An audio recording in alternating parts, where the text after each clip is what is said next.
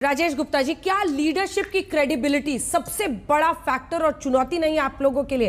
ये सवाल मैं इसलिए पूछ रही हूं क्योंकि आप देखिए ना, प्रधानमंत्री नरेंद्र मोदी पर चौकीदार को लेकर पिछली बार भी इनकी पार्टी ने एक नारा दिया था जो कि एक पीएम के लिए अशोभनीय माना गया।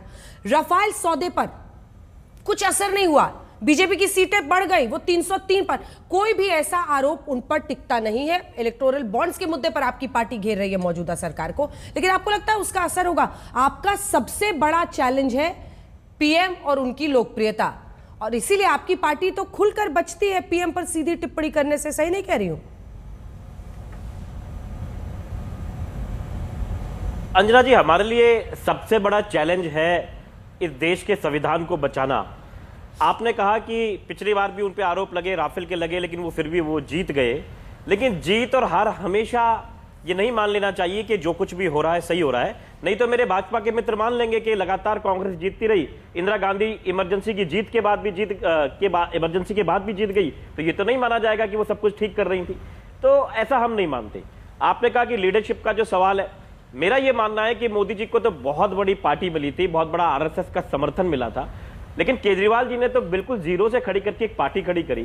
10 सालों में राष्ट्रीय पार्टी बना ली, 2 बड़े बड़े स्टेट्स में सरकार है, एक स्टेट में 3 बार सरकार आई है और एमसीडी तक में भाजपा को हरा दिया। तो लीडरशिप का क्राइसिस अगर कहीं है तो कम से कम हमारे यहाँ तो नहीं है। हमारे यहाँ तो एकदम क्लियर है कि अरविंद केजरीवाल हमारे नेता है, और मुझे लगता है कि अब बहुत सारे लोग और भी बहुत ही उम्मीदों के साथ उनको देख रहे हैं। ठीक है, एक काउंटर क्वेश्चन है सर आपसे, क्योंकि चूंकि आपने मुख्यमंत्री जी पर टिप्पणी की है और मुख्यमंत्री जेल में है, अब आप जनता के साथ, क्या ये अन्याय नहीं है?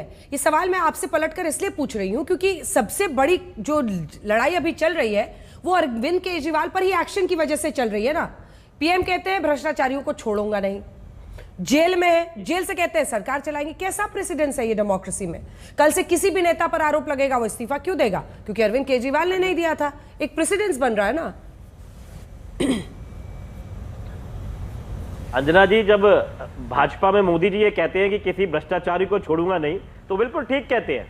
उनका मतलब है कि हर भ्रष्टाचारी को पकड़ पकड़ के भाजपा के अंदर ले आऊंगा। आपके सामने बहुत सारे, चाहे हेमंत विश्व शर्मा हो, चाहे अजीत पवार हो, बहुत सारे ऐसे नाम है जिनको उन्होंने पकड़ा, अपनी पार्टी में ले आए और वॉशिंग मशीन में डाला और साफ हो गए।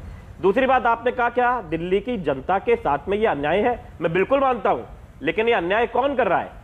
दिल्ली के दुलारे सबसे लोकप्रिय मुख्यमंत्री को, जिसको 3 बार दिल्ली की जनता ने जिताया और फिर एमसीडी में जिताया, उसके ऊपर निराधार आरोप लगा के बंद कर दिया जाता है। अरे तो निराधार तो जज तय करेंगे ना गुप्ता जी। गुप्ता जी, आपने देखा संजय सिंह जी को बेल मिली ना, ऐसे ही अगर उन्हें बेल मिल जाएगी बाहर आ जाएंगे, है ना?